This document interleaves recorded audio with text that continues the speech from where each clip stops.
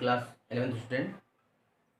आज हम डिस्कस करेंगे क्लास 11 के फर्स्ट चैप्टर के एनसीईआरटी प्रॉब्लम को, और सारे प्रॉब्लमों को एक एक करके हम डिस्कस कर लेंगे। तो फर्स्ट जो आपका प्रॉब्लम है, पहला प्रॉब्लम बोलता है आपका calculate the molar mass of the following. आपको इन सभी के मोलर मास कैलकुलेट करने हैं। तो मोलर मास कैलकुलेट करने से पहले आपको एटॉमिक मास पता होना चाहिए। एटॉमिक मास पता होगा तभी आप मोलर मास कैलकुलेट कर पाएंगे। अब देखिए हम चेक करते हैं molar mass of H2। Number of element कितने हैं हाइड्रोजन के यहाँ पे 2 और ऑक्सीजन कितने हैं 1। तो जितने एलिमेंट हैं उसका उतने उसके एटॉमिक मास से उसका मल्टीप्लाई करेंगे। जैसे हाइड्रोजन के एलिमेंट कितने हैं 2, तो 2 से आपने यहाँ पे मल्टीप्लाई किया 1.008। ठीक है, यह हाइड्रोजन क्या है एटॉमिक मास है। हाइड्रोजन का एटॉमिक मास कितना है 1.008 और 2 एलिमेंट है 2 से आपने मल्टीप्लाई कर दिया। अब आपके पास ऑक्सीजन है, ऑक्सीजन का एटॉमिक मास कितना होता है 16। कितना होता है 16 और कितने एलिमेंट है 1 से मल्टीप्लाई करके दोनों को ऐड कर दिया। तो यहाँ से दोनों को ऐड करेंगे तो आपको मिलेगा 18.016 AMU OR U। आप AMU भी लिख सकते हैं या यूनिट भी लिख सकते हैं, यूनिट भी लिख सकते हैं। तो ये आपका हो गया H2 यानी मोलर मास ऑफ H2।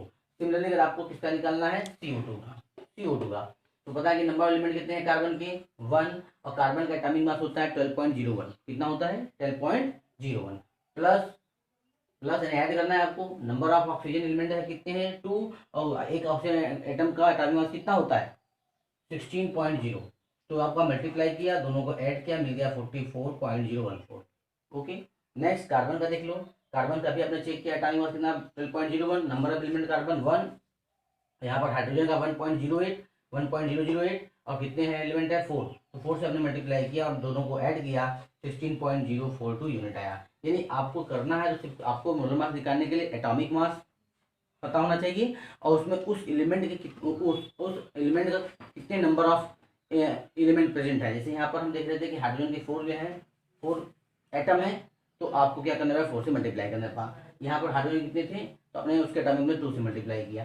यहाँ पर कितने भी 2 थे इसके एटॉमिक में 2 से मल्टीप्लाई किया। तो इस तरह से आप किसी भी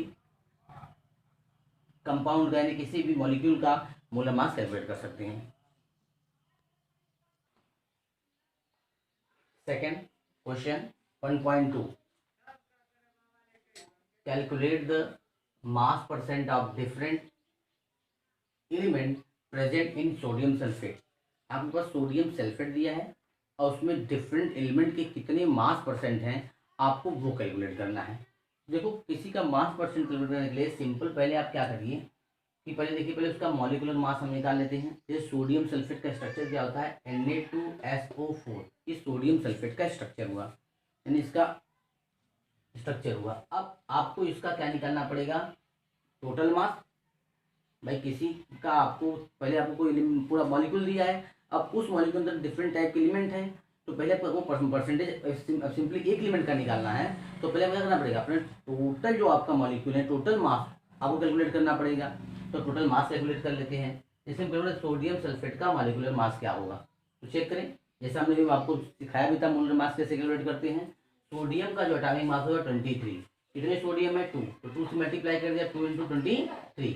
सल्फर का जो एटॉमिक मास होगा वो होता है 32। तो आपने इसमें 32 ऐड किया और उसके बाद इसका होता है ऑक्सीजन का आपका होता है 16 और आपने किसमें कितने ऑक्सीजन है 4 ऑक्सीजन है तो 4 से मल्टीप्लाई कर दिया, सबको ऐड कर दिया तो आपका है 142 यूनिट। तो आपको टोटल मॉलिक्यूलर मास मिल गया। क्लियर। अब आपको परसेंटेज निकालना है तो फॉर्मूला कैसे बनेगा। जैसे आपको सोडियम का परसेंटेज निकालना है मास परसेंट ऑफ सोडियम का मास परसेंट निकालना है। क्लियर। इसका आपको निकालना है तो सिंपल सा फॉर्मूला देखिए मास ऑफ सोडियम का कितना मास है इस कंपाउंड के अंदर और total mass of sodium sulphate यानी molecular mass of sodium sulphate percentage बोला है तो मल्टीप्लाई करेंगे हम 100 से। मास परसेंट निकालना है आपको किसी भी एलिमेंट का तो जो एलिमेंट दिया है उसका मास डिवाइडेड बाय उस टोटल मॉलिक्यूल का मास एंड मल्टीप्लाई बाई 100। जैसे अगर मास ऑफ सोडियम की बात करेंगे तो सोडियम का मास अभी आपने कैलकुलेट कर लिया था कितना होता है 23। लेकिन आपको होता है नंबर ऑफ एलिमेंट कितने हैं सोडियम के 2, तो आपने 2 से मल्टीप्लाई कर दिया और अभी total molecular mass of sodium sulphate हमें कैलकुलेट करना कितना है 142 और उसको 100 से मल्टीप्लाई कर दिया। ऐसे हम सॉल्व करेंगे तो आएगा 32.39%। ओके, सब अब आप सेम सब ऐसे ही कैलकुलेट करेंगे। अब निकालना है किसका मास परसेंट ऑफ सल्फर। अगर मास परसेंट ऑफ सल्फर का निकालना है तो उसका क्या होता है mass of sulphur upon mass of sodium sulphate multiply by 100, यानी सल्फर का मास अपॉन टोटल मॉलिक्यूलर का मास मल्टीप्लाई बाई 100। अब देखते हैं सल्फर कितना है जी, यहाँ पर 1 है और सल्फर का एटॉमिक मास कितना हमने देखा था 32, तो 32 upon total molecular mass multiply by 100, 32/142 multiply by 100, इसको सॉल्व करेंगे तो 22.54% होगा। अब हम मास परसेंट किसका निकालना है हमें ऑक्सीजन का, सेम वही, तो mass of oxygen upon mass of Na2SO4 multiply by 100। अब इसको सॉल्व करना है तो बहुत ईजी है, जो कैसे कैलकुलेट करेंगे इनसे, तो नंबर ऑफ ऑक्सीजन कितने हैं 4 और 1 ऑक्सीजन कितना होता है 16, तो 4 × 16 अपॉन 142 मल्टीप्लाई बाई 100 और इसे भी सॉल्व कर लेंगे तो आपका आएगा 45.07%। तो इस प्रकार हम सभी के क्या कर सकते हैं मास परसेंट को इजी से कैलकुलेट कर सकते हैं। Next question 1.3, determine the empirical formula of an oxide of iron which has 69.9% iron है एंड 30.1% ऑक्सीजन बाई मास। देखिए एम्पिरिकल फार्मूला निकालने के लिए कुछ है नहीं, आपको थोड़ा मेथड पता होना चाहिए पहले क्या क्या आपको करना है, क्लियर है, और उस मेथड के अलावा आप चलेंगे तो आप किसी भी कंपाउंड का एम्पिरिकल फार्मूला कैलकुलेट कर सकते हैं, क्लियर। जैसे अब यहाँ पर देखिए हमने एक टेबल बनाया है और टेबल में ही पूरा मेथड को इंक्लूड कर दिया है।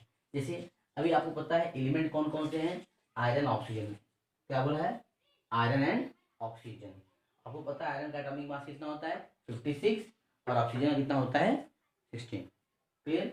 अब परसेंटेज आपको दे दिया है, कोई भी आपका ऑक्साइड है उसमें उसका परसेंटेज दे दिया है, क्या दिया है 69.9% ये दिया है, 31% ये दिया है, तो आपने उसका परसेंटेज लिख लिया है। परसेंट कितना 69.9% और इसका दिया है 30.0%। ओके, अब आपको इसका मोल रेशियो कैलकुलेट करना है, तो मोल रेशियो कैसे कैलकुलेट करते हैं, जो आपका परसेंटेज मास परसेंट दिया है, परसेंट में मास दिया है और उसका एटॉमिक मास से आप डिवाइड कर देंगे, मास अपॉन मोलर मास करते हैं इधर से हम, तो जितना परसेंट मोल रेशियो निकालना है, जितना परसेंट आपको ये दिया है उसकी एटॉमिक मास से उसको डिवाइड कर देंगे, तो आप मोल रेशियो कैलकुलेट करेंगे, क्या निकालेंगे मोल रेशियो। अब वो कैसे निकालेंगे, तो 69.9 अपॉन डिवाइड बाई 56 और 30.1 अपॉन 16, आपने इन दोनों को सॉल्व कर लिया और क्या है 1.248 और 1.88, क्लियर। अब आपको जो सिंपलेस्ट मोल रेशियो वो कैलकुलेट करना है, तो क्या करना पड़ेगा इन दोनों में से जो जिसका सबसे लो वैल्यू होगा उससे इन दोनों को डिवाइड कर देना है। अब हम देखते हैं यहाँ पर 1.248 है और 1.8 है, कौन लो है 1.248 लो है,